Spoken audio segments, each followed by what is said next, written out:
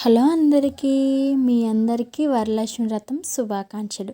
ఇంతకీ మా వరలక్ష్మి వ్రతం ఎలా చేసుకున్నానో, మా అమ్మవారిని ఎలా తయారు చేశానో చూపిస్తాను రండి. అమ్మవారిని అయితే ఇలా అయితే అలంకరించేశాను. ఎప్పుడు ప్రతి సంవత్సరం నేను ఇలాగే చేసుకుంటాను. ఈ సంవత్సరం కూడా బాగా జరిగింది. ఇంకా నా పూజ అయితే స్టార్ట్ చేసేసాను. ఇంకా పూజ చేసుకునే లోపల నేను 7 ముత్తైదువులకి తాంబూలం ఇద్దామని అనుకున్నాను. ఇంకా నా పూజ అయ్యేసరికి ముత్తైదువులు కూడా వచ్చేసారు.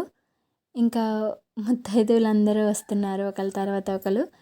ఇంకా వచ్చాక అమ్మవారికి వాళ్ళు దండం పెట్టుకొని ఇంకా కూర్చున్నారు. వచ్చిన ముత్తైదువులకి కాలికి పసుపు రాసి బొట్టు పెట్టి వాళ్ళతో నేను బొట్టు పెట్టించుకొని తాంబూలం అయితే ఇచ్చేసాను.